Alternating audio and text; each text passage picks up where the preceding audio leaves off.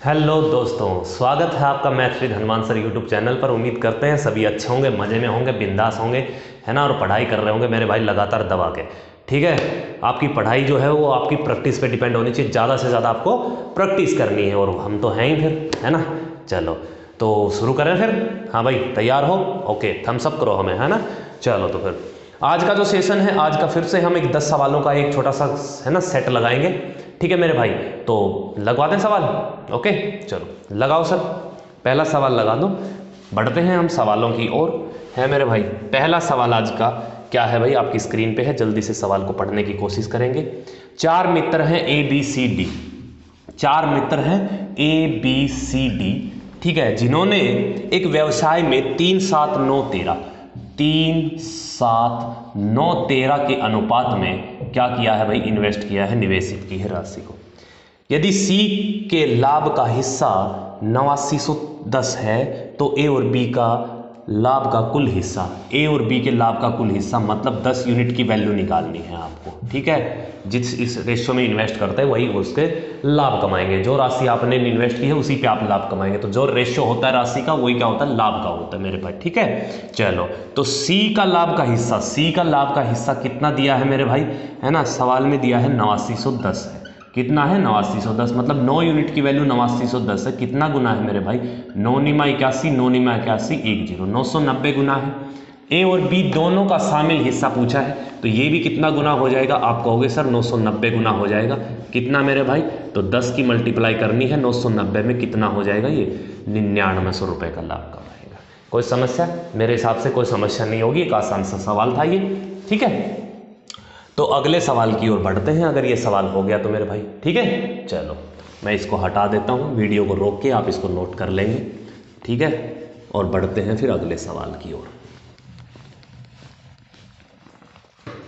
14 metre लंबे और 8 metre चौड़े आयताकार के पार्क के चारों ओर 1 मीटर चौड़ा रास्ता है। जैसे मैं बनाने की कोशिश करता हूँ, ये आयत है, ठीक है, 14 मीटर इसकी क्या है मेरे भाई, लंबाई है, और चौड़ाई कितनी दी है, 8 मीटर ये चौड़ाई दी है। इसके चारों तरफ 1 मीटर का रास्ता है, 1 मीटर का रास्ता है, ये हमने मान लिया कि 1 मीटर का रास्ता है। ठीक है मेरे भाई, यहाँ भी 1 मीटर है, ये भी चौड़ाई 1 मीटर है, ये भी चौड़ाई 1 मीटर है, ये भी चौड़ाई 1 मीटर है। मैं डायरेक्ट भी बता सकता था, लेकिन मैं इसको समझा देता हूँ, आपको समझ में आ जाएगा, फिर आप डायरेक्ट खुद से बना लेंगे।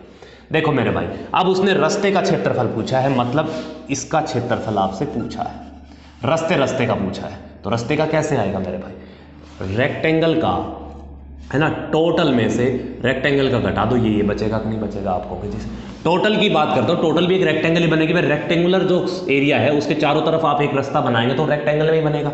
तो भाई टोटल एरिया निकालता हूँ, तो टोटल में लंबाई की बात करूँ तो 1 मीटर इधर है, 1 मीटर इधर है, तो 2 मीटर बढ़ेगी, 14 2 16। आप कहोगे जी सर, तो लंबाई गुना चौड़ाई भी कितना होगी, 2 मीटर बढ़ेगी, 8 और 2 10।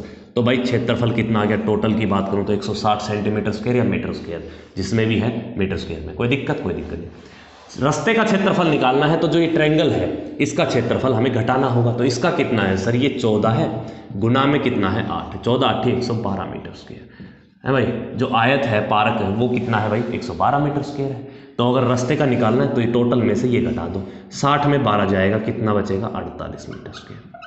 ठीक है मेरे भाई, 48 मीटर स्क्वायर क्या हो जाएगा, रास्ते का क्षेत्रफल हो जाएगा मेरे भाई। उम्मीद करते हैं ये सवाल अच्छे से समझ में आ गया होगा। अगले सवाल पे बढ़े हैं भाई, बोलो यस सर, हैं भाई, चलो अगला सवाल क्या है मेरे भाई,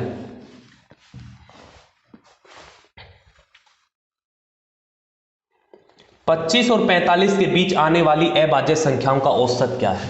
संख्या 25 और 45 के बीच में आने वाली अभाज्य संख्याओं का औसत। तो सबसे पहले अभाज्य संख्या निकालते हैं। तो अभाज्य संख्या 25 के बाद में कौन सी आएगी, 29 आएगी मेरे भाई। 29 के बाद में क्या आएगी, 31 आएगी। ठीक है मेरे भाई, है ना, 32 नहीं है, 33 नहीं है, 34 नहीं है, 35 नहीं है, 36 नहीं है, फिर कौन सी आएगी, 37 आएगी। 37 के बाद 38 नहीं है, 39 नहीं है, 40 नहीं, 41 आएगी। कोई दिक्कत नहीं। 41 के बाद कौन सी आएगी मेरे भाई, 43 आएगी। बस 44 45 तो भाज्य संख्या होगी। ये कितनी संख्याएं, 5 संख्याएं, इनका औसत बताना है। तो सबसे पहले इनका सम निकालेंगे। तो 9 और 1 10, 7 17 18, 3 21, 2 2 और 2 4 3 7 और 3 10, 4 14 4 18, 181। टोटल सम कितना आ गया मेरे भाई 181। नॉर्मल निकाल लो ना, इनका सम करके नॉर्मल निकाल लो, डेविएशन इसमें नहीं बताऊंगा मैं, है ना, डेविएशन से भी निकाल सकते हो, पर बात वही है, नॉर्मल सी 5 संख्याएं हैं, सम निकाल लो, बटे क्या कर दो टोटल संख्या कितनी है भाई 3 और 2 5, 5 से क्या कर दो इसको डिवाइड कर दो, ठीक है। तो 5 से काटेंगे कितनी बार आएगा 36 5 180 होता है, 36 सही 1/5 कितना आएगा मेरे भाई 36 सही 1/5, इन संख्याओं का औसत हो जाएगा। आप कहोगे जी सर। उम्मीद करते हैं ये सवाल एक अच्छा सा सवाल था, छोटा सा सवाल था, आपको समझ में आ गया होगा। आगे बढ़े हैं भाई, आगे बढ़े, चलो मेरे भाई अगले सवाल की ओर बढ़ते हैं। अगला सवाल मेरे भाई क्या दिया है, ये बेहतरीन सवाल है, जल्दी से पढ़ेंगे सवाल को कि एक गणित की परीक्षा में 30 छात्रों का जो औसत प्राप्तांक है वो कितना है, 100 में से 76, मतलब 76 है। औसत प्राप्तांक कितना है 76 है, ये एवरेज दे रखी 30 छात्रों की, मैं इसी पे बैलेंस करूंगा, एवरेज के सवाल ऐसे ही होते हैं, ठीक है, ऐसे ही आपको बनाने। एक छात्र था जिसके 65 में 56 अंक दे दिए, और एक छात्र के 48 की बजाय कितने दे दिए मेरे भाई 84 दे दिए। कोई दिक्कत, आप कहोगे सर कोई दिक्कत नहीं, तो सही औसत ज्ञात करना है। तो सबसे पहले आप चेंज देखो, ठीक है, चेंज देखेंगे तो 65 की जगह 56 लिखा है ना मेरे भाई, 65 की जगह 56 लिखा है, तो कितने की कमी आ गई, आप कहोगे सर कितने की कमी आ गई 5 अच्छे 11 की, ठीक है, कितने की मेरे भाई, कितने की कमी आ गई 11 की। क्या कर दिया हमने, अबे 11 थोड़ी होगा है भाई, कितना होगा 9 होगा। यहाँ से कितने की कमी हुई 9 की सम की कमी हुई। यहाँ अगर मैं बात करता हूँ कितने ज़्यादा दे दिए भाई, ठीक है, 2 4 6 और 30 कितना 36, कितना ज़्यादा दे दिए 36, ठीक है। यहाँ 9 की कमी 36 की। ओवरऑल की बात करता हूँ तो मेरे भाई 27 का ज़्यादा है, कितना 27 नंबर उसको ज़्यादा दे दिए, मतलब एवरेज कम होना चाहिए। टोटल एवरेज कितना 76 पे ही आएगा, जो चेंज आएगा वो 27 नंबर ज़्यादा दे दिए, तो आपने एवरेज बढ़ा था तो भाई कम कर दो, डेविएशन का साइन चेंज हो जाएगा। कितना सम कम करना पड़ेगा 27, तो 27 जो है कम करना है 30 पे, तो बटे 30 पे। कोई दिक्कत, कोई दिक्कत नहीं, आप कहोगे सर कोई दिक्कत नहीं। 3 बार है ना, कितनी बार कटेगा ये 3 निमा 27 होगा, 0 का 1 डेसिमल लग जाएगा, 76 में 0.9 घटाऊंगा मैं तो 75.1 इस सवाल का उत्तर हो जाएगा। किसी को समस्या, बड़े प्यार से मैंने आराम से आपको ये सवाल समझाया है, उम्मीद करते हैं ये सवाल सभी को अच्छे से समझ में भी आया होगा मेरे भाई, ठीक है। कोई समस्या कोई परेशानी किसी प्रकार की है तो मुझे बता सकते हो आप मेरे भाई, कोई दिक्कत है कोई परेशानी है, कोई परेशानी नहीं है, तो जल्दी से हम क्या करते हैं अगले सवाल की ओर बढ़ते हैं मेरे भाई। हटाओ इस सवाल को,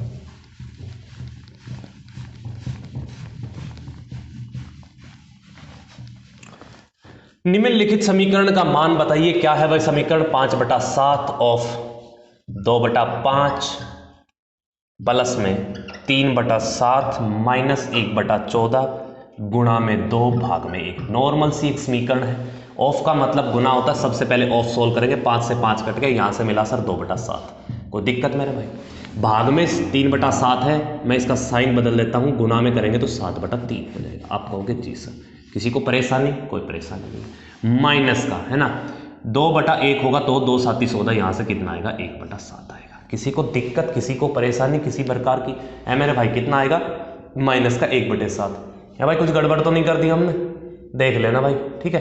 तो 7 से 7 कट गया, यहाँ से तो आया 2/3 माइनस का 1/7, कुछ गड़बड़ कर दी, क्या कर दिया है भाई, सबसे पहले ऑफ सोल्व कर लिया 2/7, यहाँ साइन किसका है, ओ हो, ये 3/7 मेरे भाई प्लस का था, क्या कर रहे हैं हम भी, है भाई सवाल ही गलत नोट कर दिया है ना, तभी हम कह रहे हैं इतनी कैलकुलेशन कैसे गई इस सवाल में, है भाई प्लस का साइन है यहाँ। तो यहाँ से मिलेगा 2/7 भाई, आप कहोगे जी सर, यहाँ से मिलेगा 3/7 और यहाँ से कितना मिलेगा 1/7, बेस सेम है तो 3 2 5, 5 में 1 गया 4, नीचे कितना मिलेगा मेरे भाई 7 मिलेगा। ये इस सवाल का उत्तर हो जाएगा भाई। किसी को दिक्कत, किसी को समस्या, किसी को परेशानी है तो मुझे बता सकते हो, वरना फिर अगला सवाल लग गया है, अगला सवाल पढ़ने की कोशिश करो मेरे दोस्त, जल्दी से पढ़ेंगे सवाल को, फिर करते हैं हम इस सवाल को। हटा दूं मैं इसको, चलो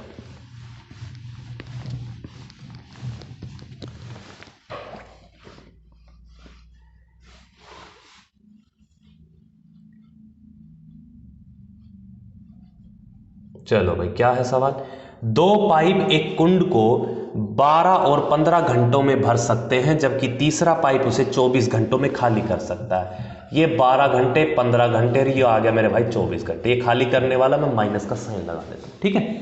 टोटल निकाल लेते हैं हम एक बार एलसीएम लेके इसकी कैपेसिटी है भाई, कितना आ जाएगा एलसीएम, 120 आ जाएगा, ठीक है। तो इसकी एफिशिएंसी 10 है, इसकी 15 8 120 है, इसकी 24 5 120 खाली करने वाला है।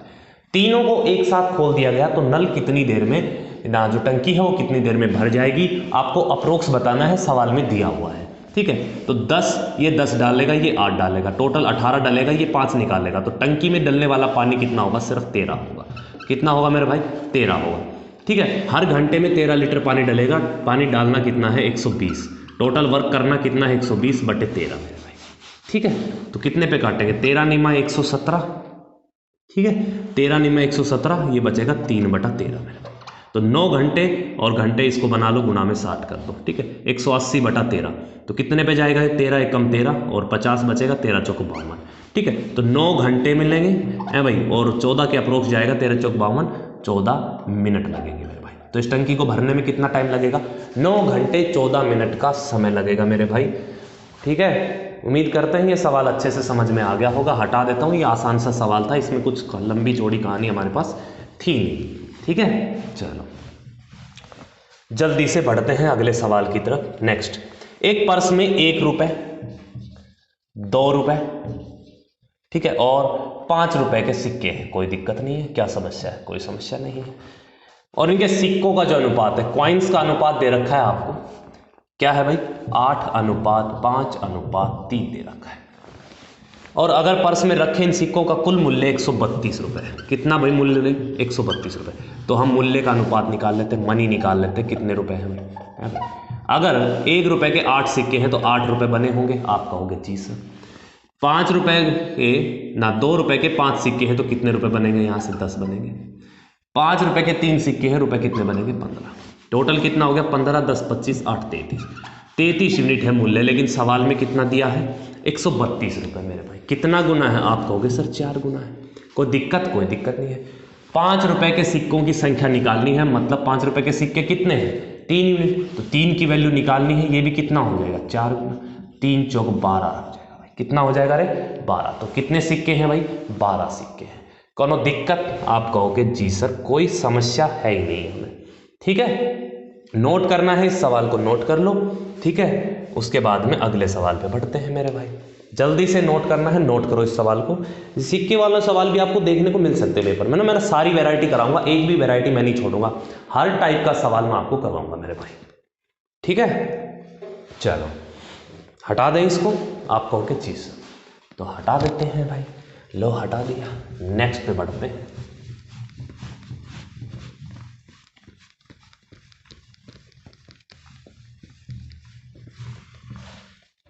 करो मेरे भाई। 20%, 10% और 15% की कर्मिक छूट है ना।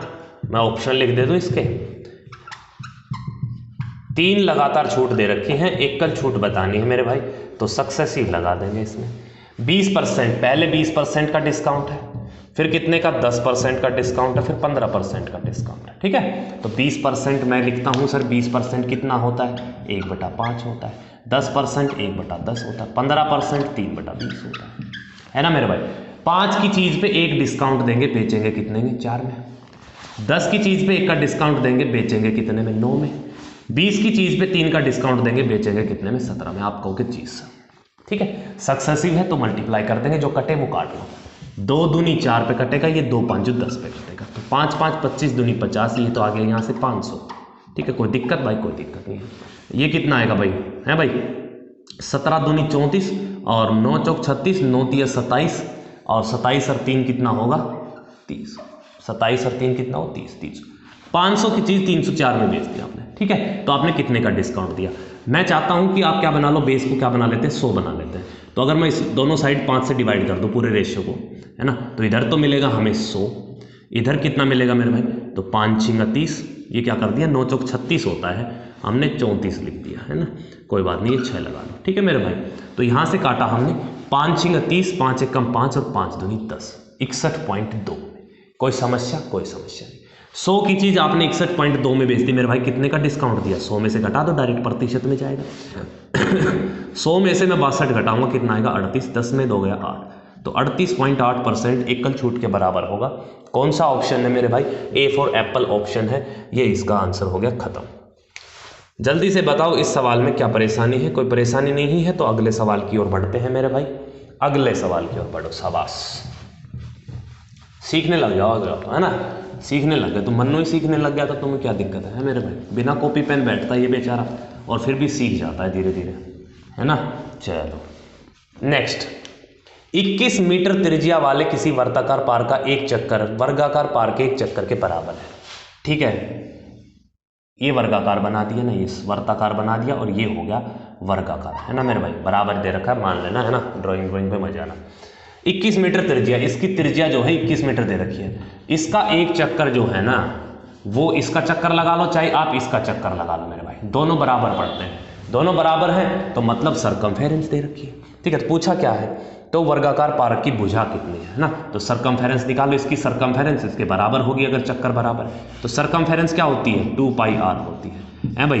2 गुना में 22/7, रेडियस कितनी दे रखी है मेरे भाई? 21 दे रखी है। ठीक है, तो ये आएगी सरकमफेरेंस। सरकमफेरेंस मतलब ये, तो इसकी एक भुजा पूछी है तो 4 भुजा होती हैं, तो 4 से और डिवाइड कर दो इसको, है मेरे भाई। तो 2 दूनी 4, 2 से काटेंगे 11 बार, 7 से कटेगा 3 बार, तो 11 तिया कितना आएगा?